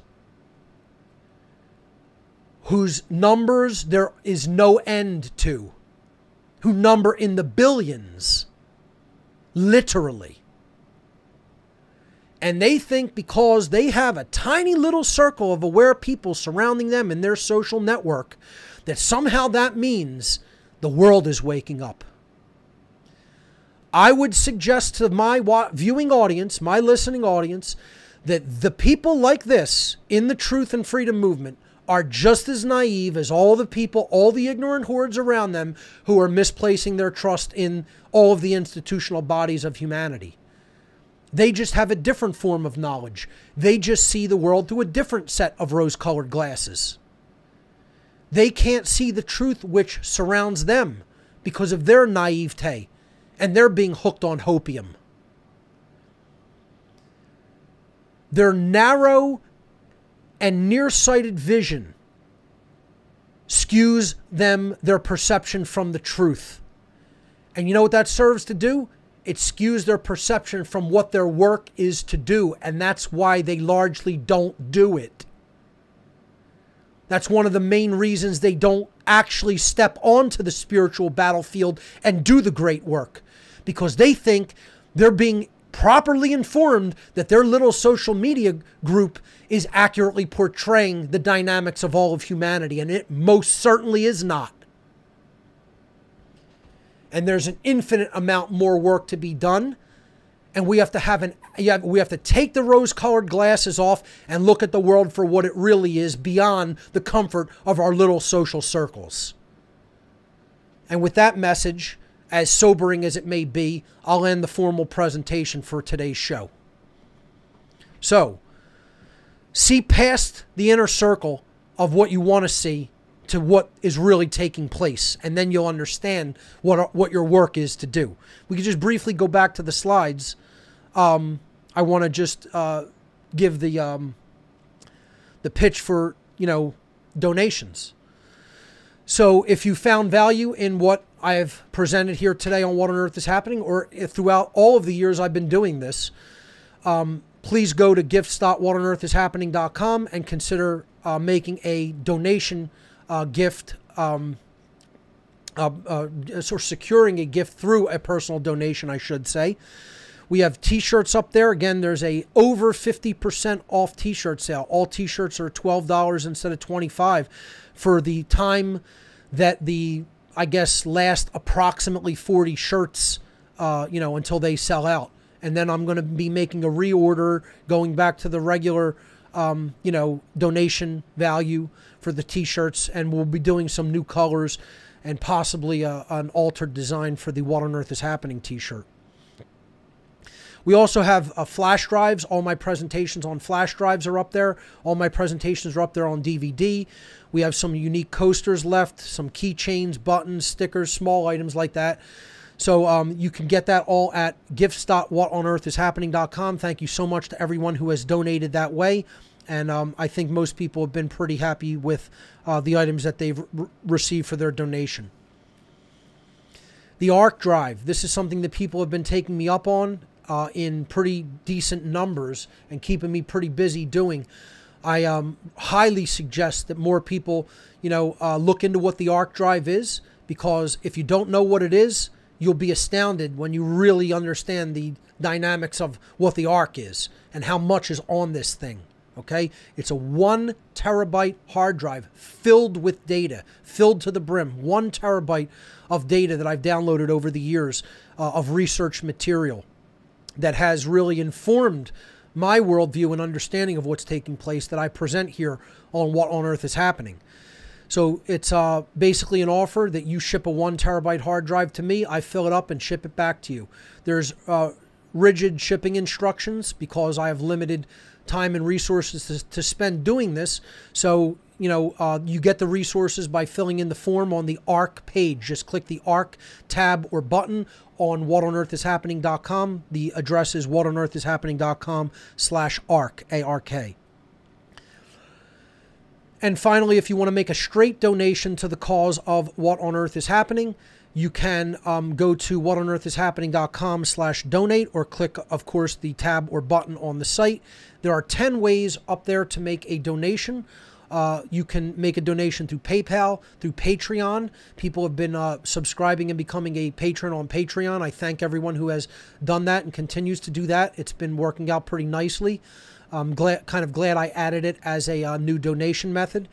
And there are 5 different cryptocurrencies up there. There is the old-fashioned way of doing it through check and money order over the snail mail address. And a great way is through donating supplies from our technological supplies from our Amazon wish list.